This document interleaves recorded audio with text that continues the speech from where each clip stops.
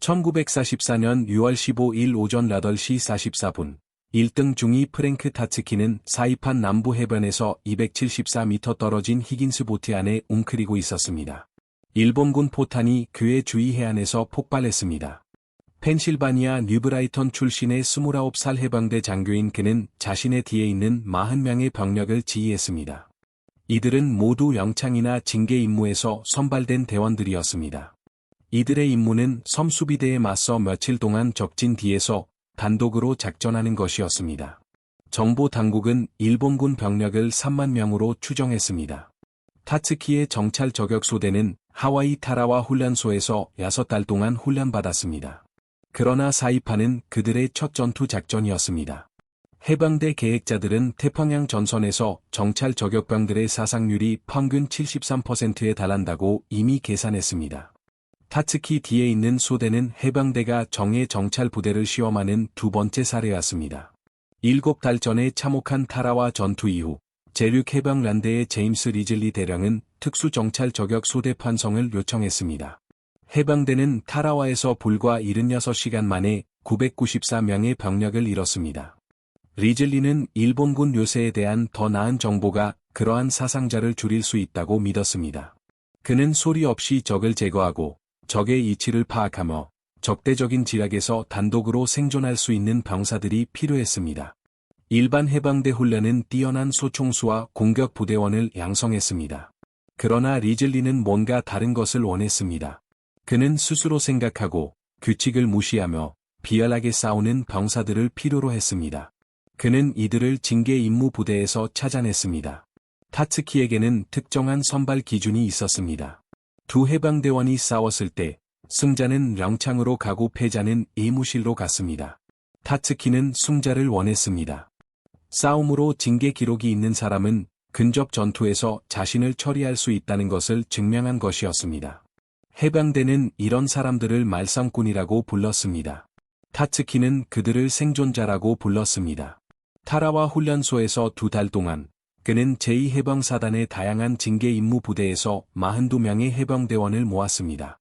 가장 어린 대원은 17살이었고 가장 나이 많은 대원은 34살이었습니다. 대부분은 해병대에 입대하기 전에 범죄 기록이 있었습니다. 몇몇은 절도, 폭행 또는 싸움으로 체포된 적이 있었습니다. 한 명은 프로 복서였습니다. 또 다른 한 명은 시카고 갱스터의 경호원으로 일했습니다. 해병대는 이들에게 선택권을 주었습니다. 군 형무소에 갈 것인지 아니면 전투 임무에 참여할 것인지였습니다. 그들은 전투를 선택했습니다. 타라와 훈련소에서의 훈련은 일반 해병대에서는 가르치지 않는 기술에 집중했습니다. 칼과 맨손을 이용한 소리 없는 살해 기술을 배웠습니다. 보초병에게 뒤에서 접근하여 소리 없이 그의 목을 꺾는 방법을 훈련했습니다. 식물을 건드리지 않고 정글 지형을 이동하는 법도 익혔습니다. 일본군 지도와 문서를 읽는 방법을 숙달했습니다. 해군 함포 사격과 포병 지원을 요청하는 방법도 배웠습니다. 소대는 라덜 베일 스코프가 장착된 M1903 스프링필드 소총으로 훈련했습니다. 그들은 548m 거리에서 사격하러 사람 크기의 표적을 맞히는 법을 배웠습니다. 바주카포로 훈련하며 전차와 요새화된 진지를 파괴하는 법을 익혔습니다. 그들은 일본군 전술을 연구하여 적이 섬을 어떻게 방어하고 어디에 병력을 배치하는지 배웠습니다. 소대는 훔치는 법도 배웠습니다. 해병대원들은 필요에 따라 악명 높은 도둑이었습니다. 1944년 해병대는 미군에서 장비가 가장 열악한 부대였습니다. 해병대원들은 제2차 세계대전의 잉여 무기, 구식 장비, 그리고 불충분한 배급품을 받았습니다. 생존을 위해 그들은 보급이 더 잘된 육군 및 해군 부대로부터 물품을 훔쳤습니다. 타츠키의 대원들은 절도에 능했습니다. 그들은 육군 보급창을 급습하라 식량을, 해군 창고에서 장비를 훔쳤습니다. 심지어 지프와 트럭까지 훔쳤습니다. 제륙연대의 다른 해병대원들은 그들에게 40명의 도적단이라는 별명을 붙였습니다. 그 이름은 그대로 굳어졌습니다. 1944년 6월, 40명의 도적단은 훈련을 마쳤습니다. 그들은 싸우는 법, 숨는 법, 그리고 소리 없이 적을 제거하는 법을 알고 있었습니다. 그들은 일본군 요새화 패턴을 외웠고 사이판의 항공사진을 연구했습니다. 그들은 자신들의 임무를 이해했습니다. 첫 공격 파도와 함께 상륙하십시오. 주력 부대보다 앞서 내륙으로 진격하십시오.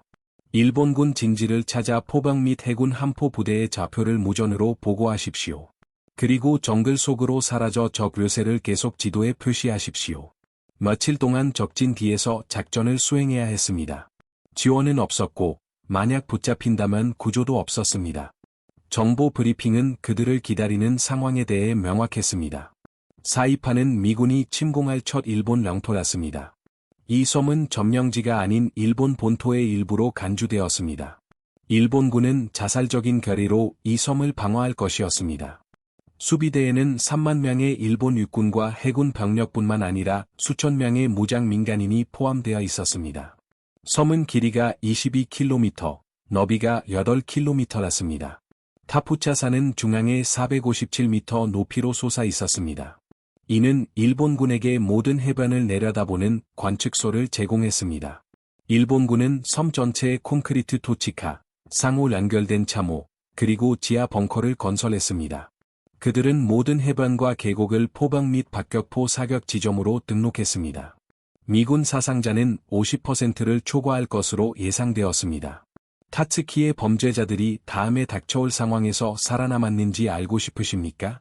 좋아요 버튼을 눌러주세요. 이 이야기가 더 많은 사람에게 알려지는 데 도움이 됩니다. 더 많은 알려지지 않은 락사를 위해 구독해주세요. 다시 타츠키 이야기로 돌아갑니다. 히긴스 보트의 램프가 가슴 깊이 물속으로 내려갔습니다. 기관총 사격이 그들 주위에서 물보라를 일으키는 가운데 타츠키는 해변을 가로질러 대원들을 이끌었습니다. 그들은 오전 8시 47분에 해변에 도달했습니다. 일본군 박격포가 공격 파도 사이로 떨어지기 시작했습니다. 대원들은 해변에서, 모래에서, 그리고 방파제에서 사망했습니다. 타츠키의 소대는 빠르게 내륙으로 이동했습니다. 그들의 명령은 간단했습니다. 계속 이동하십시오.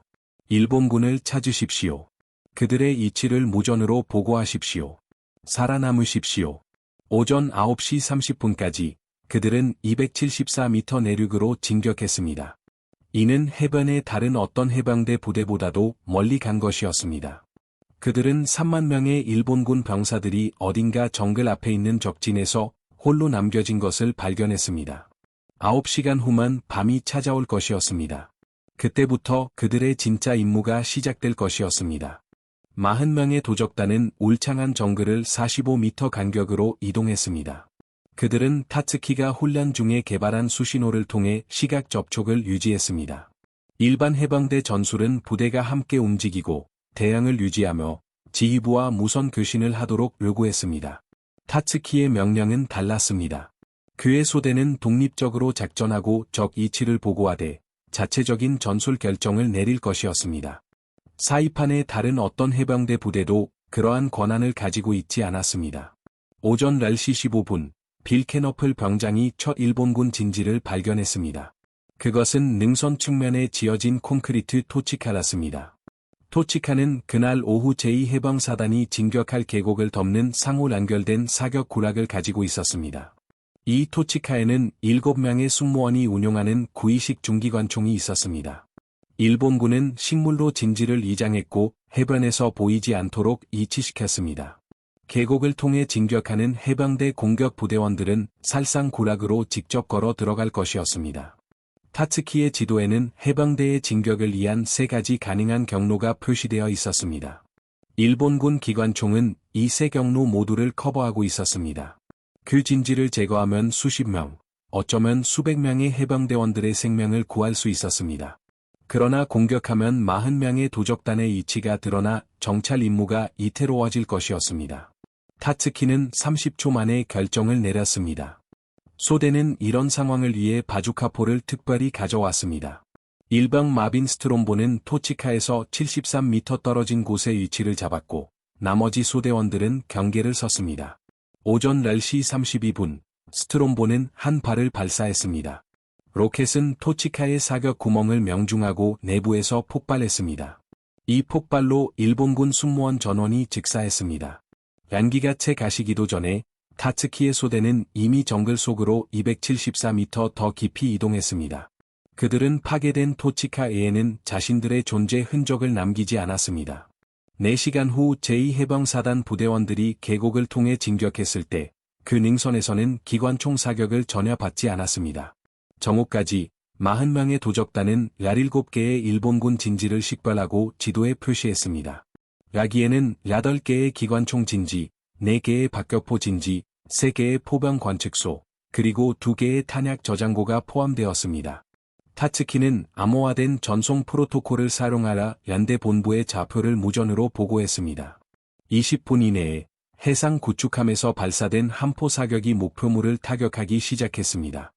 40명의 도적단은 은폐된 위치에서 30분 전에 표시했던 일본군 요새를 127mm 포탄이 파괴하는 것을 지켜봤습니다. 이것이 그들의 임무였습니다.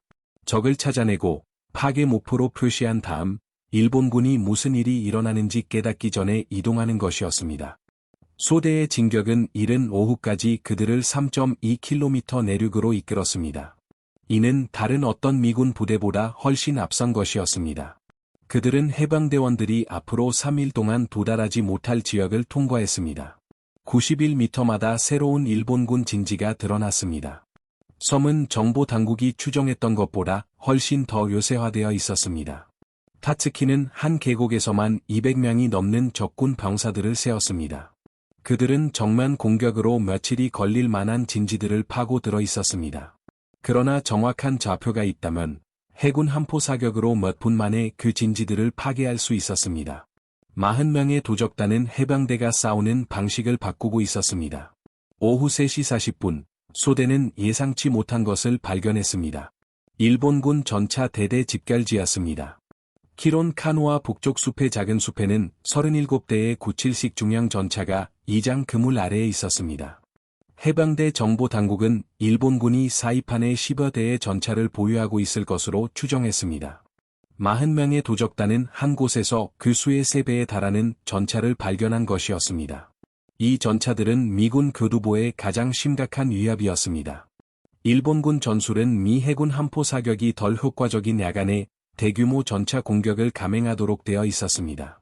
만약 이 37대의 전차가 어둠이 내린 후 해변을 공격한다면 해방대 전선을 돌파하라 취약한 보급 지역에 도달할 수도 있었습니다. 타츠키는 즉시 좌표를 무전으로 보고했습니다. 본부의 응답은 8분 이내에 돌아왔습니다.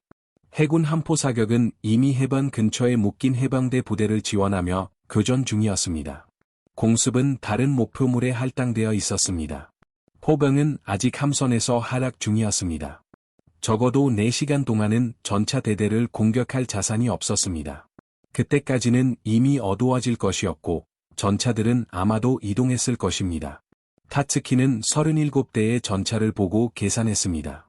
그의 소대는 6정의 바주카포를 가지고 있었습니다. 바주카포 한 정당 6발, 총 36발의 로켓이었습니다. 전차는 37대랐습니다. 계산은 거의 완벽했습니다.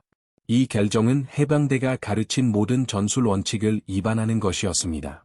40명의 부대가 전차 대대를 공격하지는 않습니다. 그러나 타츠키는 원칙을 따르는 해방대원들을 모집하지 않았습니다. 그는 비열하게 싸우고 살아남는 자들을 모집했습니다. 오후 4시 15분, 그는 공격을 준비하라는 명령을 내렸습니다. 40명의 도적단이 직접 전차 대대를 공격할 것이었습니다. 만약 그들이 성공한다면 교두보의 잠재적인 재앙을 막을 수 있었습니다. 만약 실패한다면 40명의 병력이 사망하고 아무도 그 정글 숲에서 무슨 일이 일어났는지 알지 못할 것이었습니다. 스트롬보는 자신의 바주카포를 확인하고 로켓을 세웠습니다. 6발로 6대의 전차를 파괴해야 했습니다. 그 다음에는 근접 전투가 이어질 것이었습니다. 타츠키는 6개의 바주카포 팀을 전차 집결지 주위의 반원 형태로 배치했습니다. 그들을 45m 간격으로 벌라 최대의 사격 범위를 확보했습니다. 각 팀은 사수와 탄약수로 구성되었습니다. 계획은 간단했습니다. 처음 30초 안에 가능한 한 많은 전차를 타격한 다음 일본군 보병이 대응하기 전에 정글 속으로 철수하는 것이었습니다. 해방대원들은 37대의 전차를 모두 파괴할 수는 없다는 것을 알았습니다. 그러나 10대나 15대만 무력화시켜도 교두보에 대한 위협을 크게 줄일 수 있을 것이었습니다. 오후 4시 25분, 팀들이 위치를 잡는 동안 무언가 달라졌습니다. 일본군 전차들이 엔진을 시동 걸기 시작했습니다. 37개의 디젤 엔진이 동시에 울부짖는 소리가 정글 전체에 울려 퍼졌습니다. 일본군 전차 승무원들은 이장된 지하호에서 나와 자신들의 전차에 탑승했습니다. 장교들이 명령을 외쳤습니다. 보병 부대원들이 전차 주위에 집결하기 시작했습니다. 이것은 재배치 움직임이 아니었습니다. 이것은 공격 준비였습니다. 타츠키는 시계를 확인했습니다. 시간은 오후 4시 28분이었습니다. 일몰은 오후 7시 12분이었습니다. 일본군이 황혼 공격을 준비하고 있었습니다. 해병대 정보부가 예측했던 것보다 더 빨랐습니다. 이제 적군은 모두 경계하며 전투를 준비하고 있었습니다. 기습 공격의 기회는 사라졌습니다. 타흐스키는 새로운 결정을 내렸습니다. 그의 소대는 전차 대대를 그림자처럼 따라가 그 움직임을 보고하기로 했습니다. 지금 공격하는 것은 그의 대원들을 죽게 할 뿐 아무것도 얻지 못할 것이었습니다. 그러나 전차를 추적하고 실시간 좌표를 제공하면 이야기는 달라집니다. 해변의 해방대 부대는 방어를 준비할 수 있게 됩니다. 그는 본부에 갱신된 정보를 무전으로 보냈습니다. 적 전차 대대가 공격을 위해 이동 중입니다. 미군 전선 도착 예상 시간은 오후 7시에서 8시 사이입니다. 즉시 답변이 돌아왔습니다. 계속해서 관찰하십시오. 교전하지 마십시오. 계속해서 보고하십시오. 전차 대대는 오후 5시 7분에 움직이기 시작했습니다. 그들은 평행한 2개의 길을 따라 해안으로 2개의 종대로 전진했습니다. 일본 보병 부대는 전차와 함께 이동했습니다. 총 약 1000명의 병력이었습니다. 이것은 정찰 공격이 아닌 주요 공격이었습니다. 일본군은 해병대 방어선을 돌파하러 해가 지기 전에 해변에 도달할 계획이었습니다. 만약 그들이 성공한다면 보급기지, 포병진지, 지휘소를 파괴할 수 있었습니다. 전체 미군의 침공은 하룻밤 사이에 붕괴될 수도 있었습니다. 40명의 도둑들은 적의 대항을 뒤따랐습니다. 그들은 적의 측면에서 200야드 떨어져 있었습니다. 그리고 정글 엄폐물을 사용하여 모습을 숨겼습니다. 10분마다 타흐스키는 적의 위치와 이동 방향을 몰아주는 갱신된 좌표를 무전으로 보고했습니다. 해변의 해방대 부대들은 위협에 대처하기 위해 재배치되기 시작했습니다. 바주카포가 최전방 부대에 배분되었습니다. 제2해방 전차 대대의 샤먼 전차들이 전진했습니다. 포병 부대들은 조준점을 조정했습니다.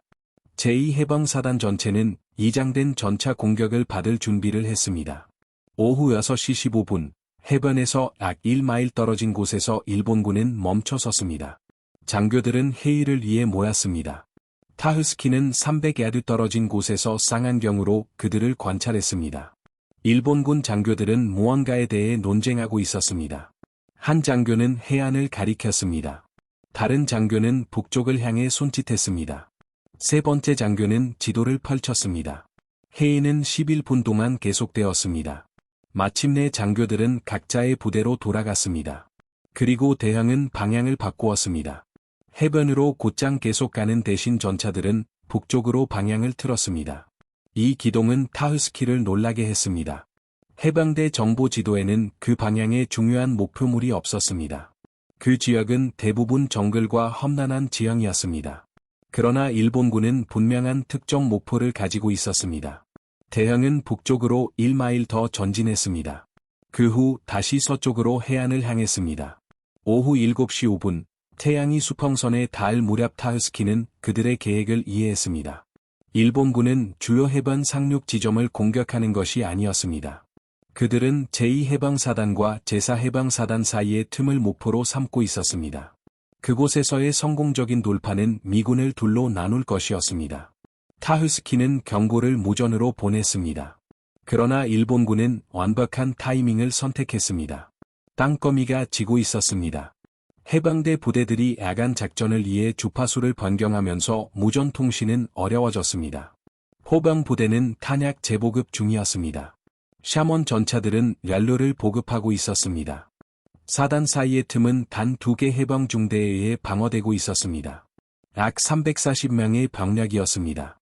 그들은 37대의 전차와 1000명의 일본 보병을 상대해야 했습니다. 오후 7시 23분, 일본군의 공격이 시작되었습니다. 40명의 도둑들은 높은 지대에서 적 전차들이 황혼을 뚫고 전진하는 것을 지켜보았습니다. 해병대 방어 진지에서는 바주카포 사격이 빗발쳤습니다. 처음 세대의 일본 전차가 불길에 휩싸라 폭발했습니다. 그러나 34대가 더 계속해서 전진했습니다. 일본 보병은 비명을 지르고 사격하면서 전차 뒤를 따랐습니다. 해병대원들은 초기 진지에서 후퇴했습니다. 일본군의 돌파는 성공하고 있었습니다. 15분 안에 적 전차들이 해변에 도달할 것이었습니다. 타흐스키는 아래에 있는 그의 바주카 6정과 34대의 전차를 바라보았습니다. 그때 그는 모든 것을 바꿀 무언가를 보았습니다. 한 대의 일본 전차가 주대형에서 이탈했습니다. 이 전차는 르즐리 대령이 사단 전체의 대행을 조율하고 있던 제륙해병연대 지휘소로 직행하고 있었습니다. 97식 전차는 시속 15마일의 속도로 어둠 속을 이동했습니다. 이 전차는 지휘소로 바로 이어지는 계곡을 따라가고 있었습니다. 일본 전차장은 해병대 방어선의 약점을 파악했습니다. 정글 지형으로 인해 대전차 무기를 쉽게 배치할 수 없는 200야드의 틈이었습니다. 만약 전차가 지휘소에 도달한다면 무전 장비를 파괴할 수 있었습니다. 고위 장교들을 사살하고 주 공격에 대한 란대 전체의 대응을 마비시킬 수 있었습니다. 르즐리 대령과 그의 참모들은 약 400야드 떨어진 곳에 있었습니다. 그들은 다가오는 위협을 전혀 알지 못했습니다. 타흐스키에게는 행동할 시간이 3분 정도 있었습니다.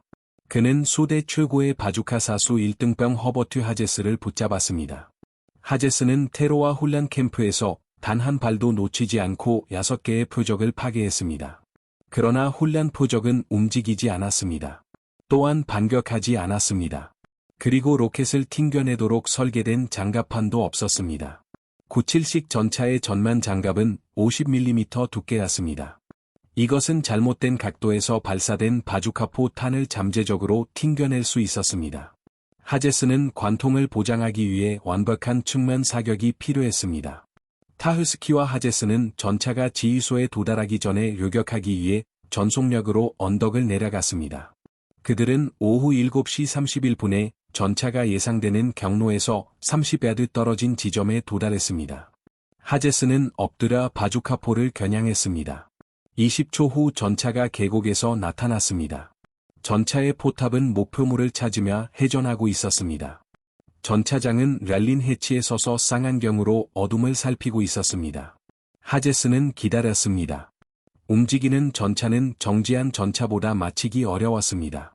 그는 완벽한 순간을 기다렸습니다. 전차는 계속 전진했습니다. 25야드, 20야드, 15야드. 그 후 멈췄습니다. 엔진은 공회전했습니다. 전차장은 그의 위치를 확인하기 위해 지도를 확인하고 있었습니다. 하제스는 오후 7시 32분에 발사했습니다. 로켓은 포탑링 바로 아래의 전차 왼쪽 측면을 강타했습니다. 이곳은 장갑이 가장 얇은 부분이었습니다. 성형 자격탄은 승무원실 내부를 관통하여 폭발했습니다. 이 폭발로 4명의 승무원 모두가 즉사했습니다. 6초 후 전차의 탄약이 유폭되었습니다. 차량 전체가 불길에 휩싸였습니다. 하람군은 300야드 사방의 정글을 환하게 비추었습니다. 근처에서 전진하던 일본 보병은 폭발을 보았습니다. 그들은 주요 해병대 방어 진지를 만났다고 가정했습니다. 그들은 지휘소에서 공격 방향을 바꾸었습니다.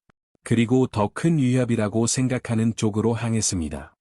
타흐스키의 바주카포 사격은 한 대의 전차를 파괴한 것 이상을 해냈습니다. 그것은 의도치 않게 일본 보병대대 전체를 해병대 방어선의 가장 취약한 지점에서 멀어지게 했습니다. 지휘소는 안전하게 유지되었습니다. 르즐리 대령은 중단 없이 사단의 대행을 계속 조율했습니다. 그러나 바주카포의 총구 섬광은 500야드 내의 모든 일본군에게 타흐스키의 위치를 드러냈습니다. 적의 기관총 사격이 40명의 도둑들이 위치한 지역을 휩쓸기 시작했습니다. 박격포탄이 떨어지기 시작했습니다. 소대는 즉시 철수해야 했습니다. 그렇지 않으면 압도당할 위험이 있었습니다. 정글 속 어둠 속에서 포화 속 철수는 40명의 도둑들이 훈련했던 모든 것을 시험했습니다. 표준 절차는 부대들이 함께 몰아 집단으로 이동하도록 요구했습니다. 그러나 정글 지형과 적의 포화는 이를 불가능하게 만들었습니다. 소대는 4명 또는 5명으로 이루어진 소규모 팀으로 나뉘었습니다. 각 팀은 미리 정해진 집결 지점을 향해 개별적으로 이동했습니다. 일본군 순찰대는 사방에 있었습니다. 그들은 전차를 파괴한 해방대원들을 찾고 있었습니다. 여러 차례 40명의 도둑들 팀은 적 병사들과 몇 야드 이내에 있었습니다. 그들은 교전하기보다 조롱한 움직임과 은폐에 의존했습니다. 한 번의 교전은 그들의 이치를 드러낼 것입니다. 그리고 압도적인 적의 대응을 불러올 것입니다. 1등방 스트롬보의 팀은 오후 8시 5분에 일본군 순찰대와 마주쳤습니다. 7명의 적 병사들이 정글을 통과하며 손전등으로 수색하고 있었습니다. 스트롬보와 다른 3명의 해방대원은 순찰대가 10피트 이내로 지나갈 때 덤불 속에 움직이지 않고 누워 있었습니다. 한 일본 병사가 멈춰서 스트롬보가 숨어있던 곳을 직접 바라보았습니다. 그 해방대원은 숨을 죽였습니다. 일본 병사는 43초 동안 그곳에 서서 어둠 속을 응시했습니다. 마침내 그는 움직였습니다. 순찰대는 미군을 감지하지 못한 채 지나갔습니다. 오후 9시까지 40명의 도둑들 중 악 절반이 주요 집결 지점에 도달했습니다.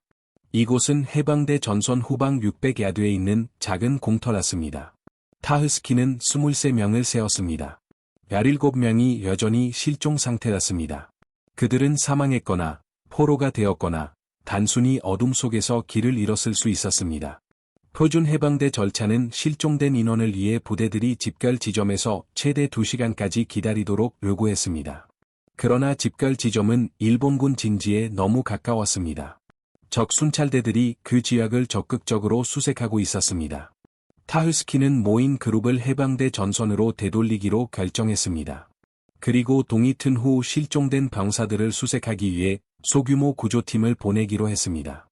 그룹은 오후 9시 17분에 아군 진지를 향해 이동했습니다. 그들은 해방대 전선에 조심스럽게 접근했습니다. 긴장한 보초병들이 어둠 속에서 움직이는 모든 것을 종종 쏘았기 때문입니다. 타흐스키는 미리 정해진 식벌 신호를 사용했습니다. 3번의 짧은 휘파람 소리 다음에 2번의 긴 휘파람 소리가 이어졌습니다.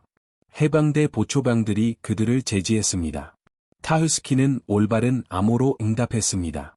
40명의 도둑들은 오후 9시 41분에 아군 지략으로 넘어갔습니다. 23명의 대원들이 돌아왔습니다. 17명은 여전히 어둠 속 어딘가에 있었습니다. 일본 전차 공격은 밤새 계속되었습니다. 해변을 따라 배치된 해방대 방어 진지에서는 오전 3시 14분까지 적 전차가 전선을 정찰했다고 보고했습니다. 미군 바주카포는 전차 라란대를 파괴했습니다. 제2해방전차 대대의 샤먼 전차는 9대를 더 격파했습니다. 포방 사격은 7대를 추가로 무력화했습니다.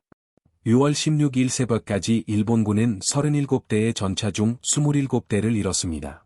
공격은 실패했습니다. 그러나 해방대에게는 큰 희생이 따랐습니다. 제2대대, 제6해방대는 78명의 사상자를 보고했습니다. 제2해방대의 F중대는 19명의 전사자 또는 부상자를 냈습니다. 사단들 사이의 틈은 겨우 유지되었습니다. 타흐스키는 세방약해 수색팀을 꾸렸습니다. 각 팀은 실종된 17명의 해방대원들을 찾아 정오까지 돌아오라는 명령을 받은 4명의 대원으로 구성되었습니다. 팀은 오전 6시 30분에 정글로 다시 들어갔습니다. 그들은 전날 저녁 소대의 경로를 되짚어갔습니다. 그들은 오전 7시 5분에 첫 번째 시신을 발견했습니다. 1등방 도널드 에반스는 가슴에 2발의 총상을 입었습니다. 아마도 포화 속 철수 중에 당했을 것입니다. 그는 즉사했습니다. 그의 인식포는 없었습니다. 일본군은 종종 미군 인식포를 전리품으로 수집했습니다. 팀은 에반스를 얕은 무덤에 묻었습니다. 그의 소총과 헬멧으로 무덤을 표시했습니다. 제2팀은 오전 8시 20분에 세 구의 시신을 더 발견했습니다. 이 해방대원들은 산채로 포로가 되었습니다. 그 후 처형당했습니다. 그들의 손은 등 뒤로 묶여 있었습니다. 그들은 총검으로 찔렸습니다. 사이판의 일본군은 포로를 거의 잡지 않았습니다. 일본군은 항복을 불명예스럽게 낙였습니다. 그리고 그 경멸감을 항복한 적 병사들에게도 확대했습니다. 그러나 이 3명의 해병대원은 항복하지 않았습니다. 그들은 부상을 입고 붙잡혀 살해당했습니다. 수색팀은 무전으로 타흐스키에게 발견 사실을 보고했습니다. 그는 그들에게 남은 13명의 실종 대원을 계속 수색하라고 명령했습니다. 오전 10시까지 수색팀은 실종된 해병대원 6명을 생존 상태로 찾아냈습니다. 그들은 야간 철수 중 뿔뿔이 흩어졌습니다. 그러나 일본군 순찰대를 성공적으로 피했습니다. 그리고 다른 위치에서 해병대 전선에 도달했습니다. 이로써 29명이 확인되었습니다.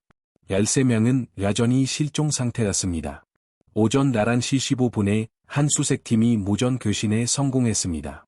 그들은 일본군 전선 후방 약 1마일 떨어진 동굴 시스템에 숨어있던 해병대원 5명을 더 찾아냈습니다. 해병대원들은 살아 있었습니다. 그러나 적 순찰대에 의해 꼼짝 못하는 상황이었습니다. 그들은 발각되지 않고는 움직일 수 없었습니다. 타흐스키는 또 다른 결정에 직면했습니다. 그는 포병 지원을 요청하라 주의를 분산시킬 수 있었습니다. 이것은 갇힌 해병대원들이 탈출하도록 허용할 것입니다. 그러나 포병 사격은 특정 위치에 대한 미군의 관심을 일본군에게 알릴 것이었습니다. 이는 잠재적으로 순찰을 증가시키고 미래의 구조 시도를 불가능하게 만들 것입니다. 아니면 즉시 구조팀을 보내는 방법도 있었습니다. 그는 은밀함과 속도에 의존하라 일본군이 그럴 수 있기 전에 갇힌 대원들을 빼낼 수 있었습니다. 대응했습니다. 첫 번째 선택지는 더 안전했지만 더 느렸습니다. 두 번째 선택지는 더 빨랐지만 더 위험했습니다. 타흐스키는 속도를 택했습니다. 그는 6명으로 구성된 구조팀을 조직하고 오전 11시 47분에 출발했습니다. 팀은 오후 12시 33분에 동굴 시스템에 도착했습니다. 갇혀있던 5명의 해병대원들은 지쳐 탈수 상태였지만 부상은 없었습니다. 그들은 밤새 일본군의 순찰대가 은신처에서 몇 야드 이내를 지나가는 소리를 들었습니다. 한 명의 해병대원은 말라리아에 걸려 103도의 날이 있었습니다. 다른 한 명은 이질에 걸려 거의 걸을 수 없었습니다. 구조팀은 물과 의료용품을 배포한 다음 이동을 준비했습니다. 탈출을 위해 팀은 대낮에 일본군이 통제하는 지역을 1마일 이동해야 했습니다. 표준 해병대 전술은 어둠 속에서 이동하는 것이었습니다. 그러나 갇힌 해병대원들은 의료 조치 없이 12시간을 더 버틸 수 없었습니다. 열이 나는 해병대원은 즉시 대피가 필요했습니다. 이질에 걸린 해병대원은 심한 탈수 상태였습니다. 타흐스키는 은밀함보다 속도에 의존하라 즉시 이동하기로 결정했습니다. 11명의 해병대원들로 구성된 런업그룹은 오후 10시 5분에 아군 진지를 향해 이동하기 시작했습니다. 그들은 400야드를 이동한 후 일본군 순찰대와 마주쳤습니다. 20명의 적군 병사들이 표준 수색 대형으로 정글을 통과하고 있었습니다. 해병대원들에게는 2가지 선택지가 있었습니다. 숨어서 순찰대가 그들을 발견하지 못하고 지나가기를 바라는 것, 또는 순찰대를 매복 공격하라 위협을 제거하는 것이었습니다. 숨는 것은 발각될 위험이 있었습니다. 매복 공격은 총성을 조사하기 위해 더 많은 일본군 병력을 끌어들일 위험이 있었습니다. 타흐스키는 매복을 선택했습니다. 기습 효과는 해병대원들에게 짧은 이점을 줄 것이었습니다. 만약 그들이 30초 안에 순찰대 전체를 제거하고 아무도 총을 쏘거나 무전을 요청하지 못하게 한다면 발각되지 않고 탈출할 수 있을 것이었습니다. 해병대원들은 고전적인 L자형 매복 대형으로 자리를 잡았습니다. 8명은 순찰대의 이동선에 따라 배치되었습니다. L자형 끝에는 도주하려는 사람들을 잡기 위해 3명의 대원이 배치되었습니다. 일본군은 오후 1시 23분에 살상구락으로 직접 걸어 들어왔습니다. 타흐스키가 신호를 보냈습니다. 11명의 해병대원들이 동시에 사격을 개시했습니다. 일본군 순찰대는 7초 만에 전멸했습니다. 20명의 적군 병사들이 사망했습니다. 생존자는 없었으며 무전 송신도 없었습니다. 그러나 총소리는 사방으로 최소한 반 마일 떨어진 곳까지 들렸을 것이었습니다. 그 지역의 일본군 부대들은 몇 분 안에 이 위치로 집결할 것이었습니다. 해병대원들은 은밀함을 버리고 속도를 내며 전략 질주했습니다. 그들 뒤에서 일본군의 목소리가 명령을 외쳤습니다. 호루라기 소리가 울렸습니다. 적군 부대들이 움직이는 소리가 정글에 울려 퍼졌습니다. 타흐스키는 일본군이 그들을 포위하기까지 아마 5분 정도 남았다고 추정했습니다. 가장 가까운 해병대 방어 진지는 최소한의 엄폐물만 제공하는 탁 트인 땅을 가로질러 800야드 떨어져 있었습니다. 2명의 아픈 해병대원들을 데리고 그 거리를 달리는 데는 최소 12분이 걸릴 것이었습니다. 계산은 명확했습니다. 일본군이 안전한 곳에 도달하기 전에 그들을 붙잡을 것이었습니다. 오후 1시 29분에 해병대원들은 예상치 못한 문제에 직면했습니다. 앞쪽 지형은 거의 수직에 가까운 40피트 깊이의 가파른 협곡으로 떨어졌습니다. 우회하는 것은 그들의 경로에 15분을 더 추가할 것이었습니다. 내려갔다가 다시 올라가는 것은 그들을 상당히 늦출 것이었습니다. 그러나 능선에 머무는 것은 추격하는 일본군과의 확실한 접촉을 의미했습니다. 타흐스키는 협곡을 선택했습니다. 해방대원들은 2명의 아픈 대원들을 부축하며 반은 미끄러지고 반은 기어 내려갔습니다. 그들은 오후 1시 33분에 바닥에 도착했습니다. 60초 후 일본군 병사들이 그들 이에 능선에 나타났습니다. 일본군은 높은 위치에서 협곡 아래로 사격했습니다. 총알이 바위에 맞아 튀었습니다. 한 명의 해방대원이 다리에 총상을 입었습니다. 다른 한 명은 협곡 바닥에서 터진 수류탄의 파편에 맞았습니다. 해방대원들은 바위와 식물을 엄폐물로 사용하며 계속 이동하면서도 응사했습니다. 협곡은 그들을 한 방향으로 몰아넣어 전술적 선택지를 없앴습니다. 그들은 일본군이 내려와 근접전으로 교전하기 전에 끝까지 도달하기를 바라며 앞으로 나아갈 수밖에 없었습니다. 오후 1시 38분에 그들은 문제점을 발견했습니다. 협곡은 막다른 협곡으로 이어졌습니다. 출구는 없었습니다. 해방대원들은 같았습니다. 일본군 병사들은 여러 지점에서 협곡으로 내려오기 시작하며 갇힌 미군을 포위하려 했습니다. 타흐스키는 최소 40명의 적군 병사들이 보이며 매분 더 많은 병사들이 도착하고 있다고 세웠습니다. 그의 11명의 해방대원들은 모두 합쳐 아마 200발의 탄약을 가지고 있었습니다. 2명의 아픈 해방대원들은 효과적으로 싸울 수 없었습니다. 이는 급격히 증가하는 병력에 맞서 싸울 수 있는 9명의 전투 유효 병력만을 남겼습니다. 해방대원들이 일본군 진지에 너무 가까웠기 때문에 포병 지원은 불가능했습니다. 아군에게 5인 사격의 위험이 있어 공습도 요청할 수 없었습니다. 40명의 도적들은 홀로 남겨졌습니다. 타흐스키는 일본군이 놓쳤던 것을 발견했습니다. 막다른 협곡의 뒷벽은 단단한 암석이 아니었습니다. 바닥에 자라는 식물은 물이 새어나오는 것을 암시했습니다. 이는 돌의 균열이나 틈이 있다는 것을 의미했습니다. 그는 2명의 해방대원들을 조사하러 보냈고 나머지 팀은 방어 진지를 구축했습니다. 2명의 해방대원들은 오후 1시 44분에 보고했습니다. 식물 뒤에는 겨우 한 사람이 비집고 들어갈 수 있을 만큼 좁은 입구가 있었습니다. 입구 너머로 틈새는 바위를 뚫고 이로 이어지는 것처럼 보이는 통로로 넓어졌습니다. 해방대원들은 한 명씩 입구를 통과하기 시작했으며 2명의 아픈 대원들을 먼저 밀어 넣었습니다. 통로는 너무 좁아서 대원들은 배낭을 벗어 뒤로 끌고 가야 했습니다. 내부는 완전히 어두웠습니다. 그들은 앞서가는 해방대원을 따라 촉각에 의존하러 이동했습니다.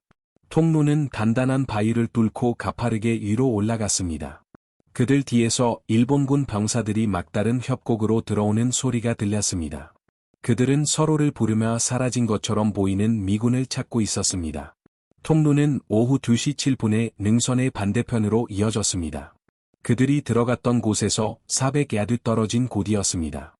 해방대원들은 일본군 전선 뒤에 있었지만 적군은 아래 협곡을 수색하는 데 집중하고 있었습니다.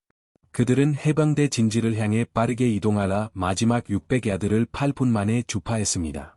그들은 적절한 식벌 신호를 사용하러 아군 진지에 접근했습니다. 오후 2시 23분에 미군 점령지로 진입했습니다. 11명의 해방대원 모두 안전한 곳에 도착했습니다.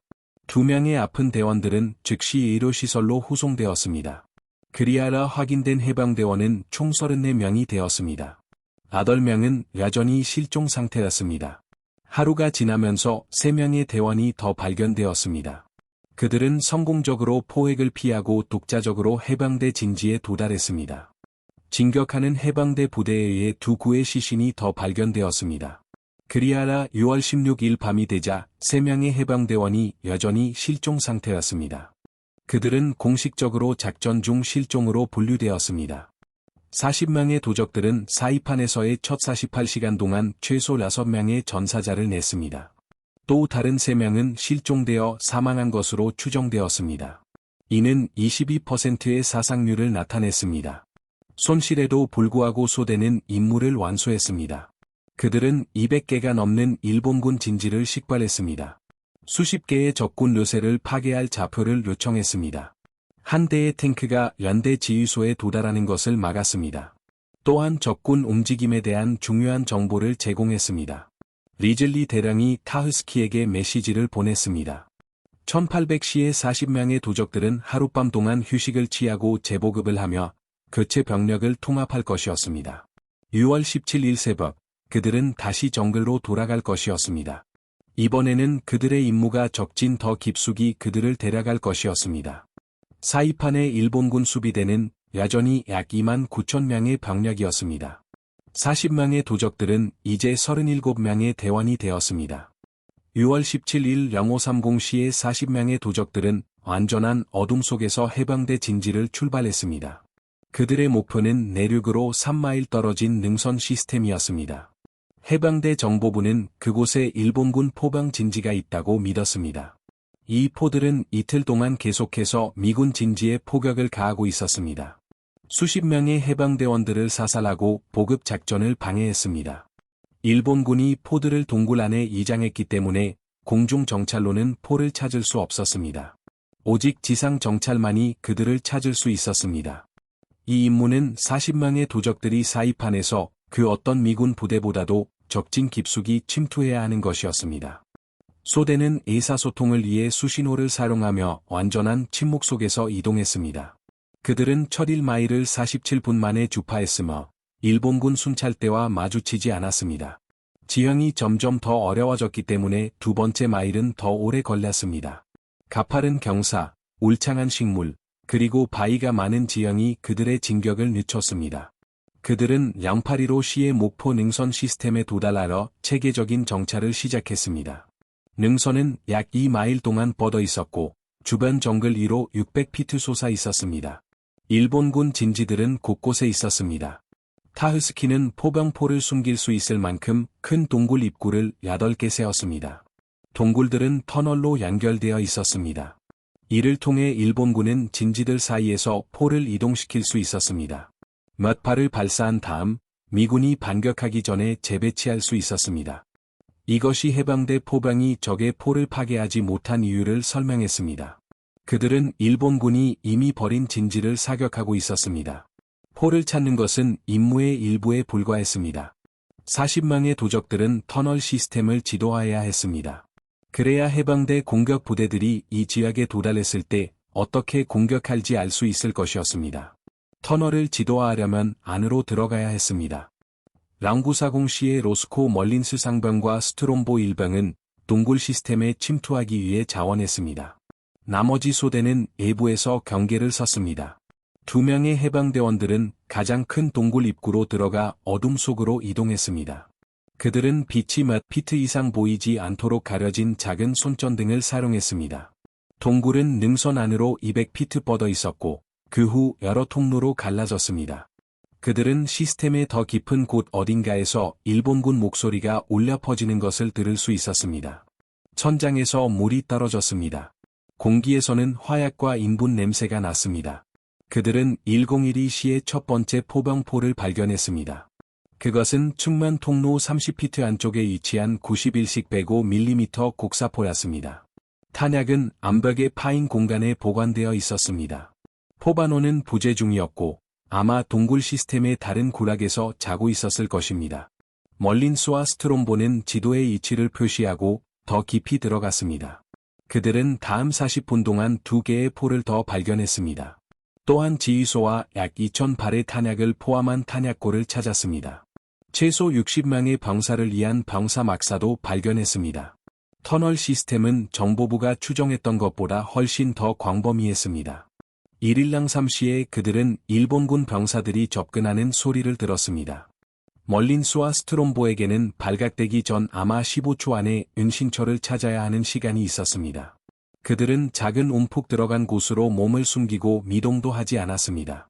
한 무리의 적군 병사들이 일본어로 대화하며 지나갔습니다. 병사들은 3피트 이내로 지나갔지만 미군을 감지하지 못했습니다. 순찰대가 지나간 후 2명의 해병대원들은 동굴 시스템을 나가기로 결정했습니다. 그들은 충분한 정보를 수집했습니다. 더 오래 머무는 것은 포획되거나 발각될 위험이 있었습니다. 그들은 1.127시에 나왔고 소대에 다시 합류했습니다. 타흐스키는 그들의 지도를 살펴보았습니다. 터널 시스템은 8개의 동굴 입구 모두를 연결했습니다. 그리고 최소 6개의 포병포를 포함하고 있었으며 아마 더 많을 수도 있었습니다. 표준 해병대 공격 전술은 이 진지에 대해 실패할 것이었습니다. 기관총이 모든 입구를 방어하고 있었기 때문에 보병은 동굴을 습격할 수 없었습니다. 동굴이 너무 깊었기 때문에 포병 사격은 비효과적일 것이었습니다. 유일한 해결책은 입구를 봉쇄하라 일본군을 내부에 가두는 것이었습니다. 그리고 각 봉쇄된 진지를 폭파물로 체계적으로 파괴하는 것이었습니다. 그러나 그것은 폭발물을 가진 해병대 공병들을 필요로 했습니다. 그 부대들은 이 지역에 도달하기까지 아직 며칠이 더 걸릴 것이었습니다. 1.15 시의 소대는 두 번째 목표인 가라판 마을로 이동하기 시작했습니다. 가라판은 전쟁 전 사이판의 행정 수도였습니다. 해병대 정보부는 일본군이 마을을 방어하고 있는지 아니면 내륙에 더 방어하기 좋은 진지로 철수했는지 알고 싶어 했습니다. 가라판에 도달하려면 대낮에 적군이 통제하는 4마일을 가로질러야 했습니다. 하지만 40명의 도적들은 30시간 이상 성공적으로 발각되지 않고 작전했습니다. 타흐스키는 해병대 진지로 철수하기 전에 한 번 더 정찰 임무를 완료할 수 있다고 믿었습니다. 그들은 가라판의 동쪽에서 1540시에 접근했습니다. 그 마을은 미군 항공기 폭격과 해군 포격으로 심하게 파괴되었습니다. 대부분의 건물은 파괴되거나 손상되었습니다. 그러나 40명의 도적들은 폐허를 통해 움직이는 일본군을 볼 수 있었습니다. 이는 적군이 여전히 주둔하고 있음을 나타냈습니다. 타치스키는 적군의 병력과 진지를 파악하기 위해 더 면밀한 정찰이 필요했습니다. 1605시, 그는 해병대 락사상 전설이 될 결정을 내렸습니다. 5명의 해병대원들이 대낮에 가라판으로 진입하러 정찰을 수행하고 정보를 가지고 돌아올 것이었습니다. 이 임무는 사실상 자살 행위와 같았습니다. 그러나 이 임무는 40명의 도적들이 수행하도록 창설된 바로 그 종류의 작전이기도 했습니다. 타치스키는 가라판 정찰을 위해 4명의 해병대원들을 선발했습니다. 선발된 해병대원들은 스트롬보 멀린스, 이라지 상병, 그리고 돈 에반스 일병이었습니다. 그를 포함하여 총 5명의 대원이었습니다. 그들은 물통, 여분의 탄약, 수류탄 등 소음을 낼 수 있는 모든 장비를 제거했습니다. 그들은 소총, 칼, 그리고 권총만 휴대했습니다. 1623시, 그들은 가라판의 동쪽 가장자리로 이동했습니다. 폐허는 훌륭한 은폐를 제공했지만 일본군의 진지도 숨기고 있었습니다. 파괴된 건물마다 적군 병사들이 숨어 있을 수 있었습니다. 모든 잔해 더미는 방어 진지가 될 수 있었습니다. 그들은 1641시 뒷골목을 통해 그림자 속에 머물며 마을로 진입했습니다. 일본군은 사방에 있었습니다. 해병대원들은 마을 중심부에서 최소 200명의 적군 병력을 목격했습니다. 주변 건물에는 아마도 수백 명이 더 있었을 것입니다. 일본군은 가라판을 요새화된 진지로 방어하지 않고 있었습니다. 그들은 미군에 대한 반격의 집결지로 이 지역을 사용하고 있었습니다. 이러한 구별은 중요했습니다. 가라판을 공격할 계획인 해병대 지휘관들은 알아야 했습니다. 그들이 고정된 요새 대신 기동성 있는 적군 부대에 직면하게 될 것이라는 사실을 말입니다. 1708시, 타치스키는 예상치 못한 것을 발견했습니다. 부분적으로 파괴된 건물에 5대의 자전거가 기대어 있었습니다. 일본군용 자전거랐습니다. 장교들이 진지 사이를 이동할 때 사용하는 종류였습니다. 즉시 한 가지 아이디어가 떠올랐습니다. 5대의 자전거, 5명의 해병대원. 그들은 마치 진지 사이를 오가는 일본군 병사들처럼 자전거를 타고 마을을 가로지르며 정찰을 수행할 수 있었습니다. 가라판의 혼란과 파괴 속에서 자전거를 탄 5명의 대원은 더 적은 주목을 받을 것이었습니다. 숨으려고 노력하는 도보의 5명보다 말입니다. 그 계획은 대담했으며 표준 정찰 절차를 완전히 위반하는 것이었습니다. 타치스키는 즉시 이를 승인했습니다. 해방대원들은 자전거를 타고 1715시에 가라판을 가로지르기 시작했습니다. 그들은 아무렇지 않은 듯 움직였습니다. 숨으려 하지 않고 단지 폐허를 지나는 자전거를 탄 5명의 병사처럼 보았습니다. 일본군 병사들은 그들을 무시했습니다. 일부는 손을 흔들었습니다. 다른 이들은 해방대원들이 이해하지 못하는 일본어로 인사를 외쳤습니다. 그러나 해방대원들은 손짓으로 응답했습니다. 43분 동안 40명의 도적들은 적의 수도를 가로지르며 진지를 지도에 표시하고 병력을 세고 보급소를 식발했습니다. 그들은 몇 야드 떨어진 일본군 장교들 옆을 지나갔습니다. 장교들은 자전거를 탄 미국인들이 적군 정찰대라는 것을 결코 의심하지 않았습니다. 1758시 그들은 가라판을 통한 순찰을 완료하고 북쪽으로 향하며 마을을 벗어났습니다. 그들은 1마일 더 자전거를 타고 가다가 자전거를 버리고 정글로 돌아갔습니다. 정찰은 가라판 전역의 적군 배치에 대한 상세한 정보를 제공했습니다. 해방대 지휘관들은 이제 정확히 알게 될 것이었습니다. 결국 마을을 공격할 때 일본군 병력이 어디에 집중되어 있었는지 말입니다. 40명의 도적들은 1932시에 해방대 진지에 도착했습니다. 그들은 14시간 동안 적진 뒤에 있었습니다. 그리고 다른 어떤 미군 부대보다 일본 영토 깊숙이 침투했습니다. 다음 3주 동안 40명의 도적들은 비슷한 임무를 계속했습니다. 그들은 사이판 내륙 전역의 적군 진지를 지도에 표시했습니다. 폭격 좌표를 요청하고 일본군 순찰대를 기습했습니다. 그리고 수많은 해방대원의 생명을 구한 정보를 제공했습니다. 그들은 일본군의 잔악 행위를 목격했습니다.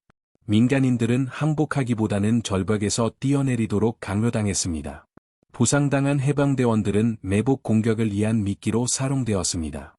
포로들이 처형되었습니다. 소대는 작은 팀으로 작전했으며 때로는 해방대 부대와의 연락 없이 며칠 동안 작전을 수행했습니다. 그들은 말라리아, 이질, 열사병, 그리고 열대성 질병으로 고통받았습니다. 그들은 식량이 바닥나 일본군 보급소에서 식량을 훔쳤습니다. 그들은 물이 바닥나 오람된 개울물을 마셨습니다. 사이판이 안전하다고 선언된 7월 9일까지 40명의 도적들은 12명의 전사자와 9명의 부상자를 냈습니다. 이는 56%의 사상률을 나타냈습니다. 이는 수색 저격 부대의 73% 평균보다는 낮았지만 여전히 엄청난 손실이었습니다. 생존자들은 신체적으로나 정신적으로나 지쳐 있었습니다. 대부분은 30에서 40파운드의 체중이 줄었습니다. 여러 명이 말라리아랄에 시달렸습니다. 모두 남은 생애 동안 그들을 괴롭힐 것들을 보았습니다. 그러나 그들은 임무를 완수했습니다.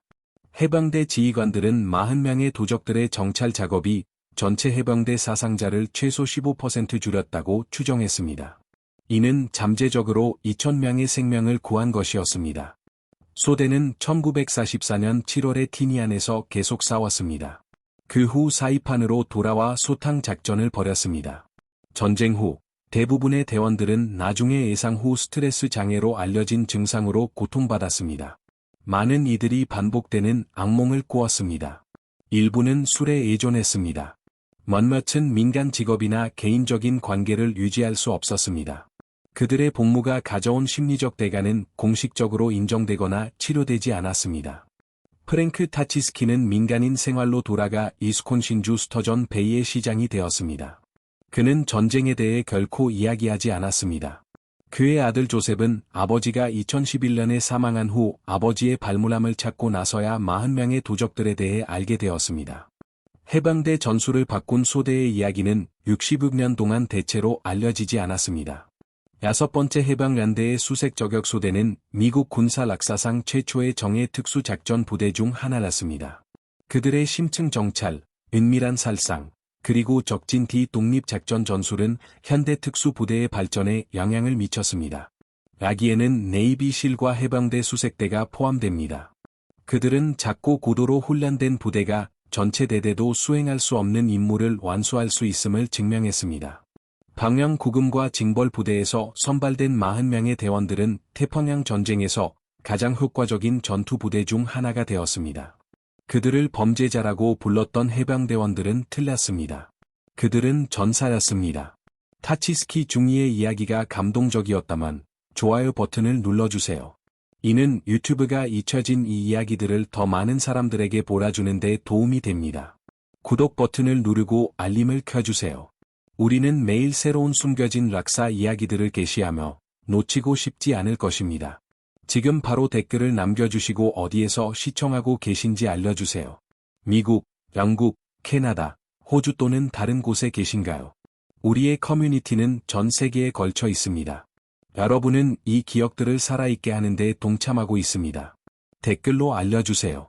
여러분의 친척 중 제2차 세계대전에 특히 태평양 전선에서 복무한 분이 계신가요? 시청해주셔서 감사합니다. 프랭크 타치스키와 그의 40명의 도적들은 기억될 가치가 있습니다. 이들은 미래 세대가 자유롭게 살 수 있도록 모든 것을 희생했습니다. 여러분은 이 이야기들을 시청하고 좋아요를 누르고 공유함으로써 그렇게 되도록 돕고 있습니다. 잊지 마세요.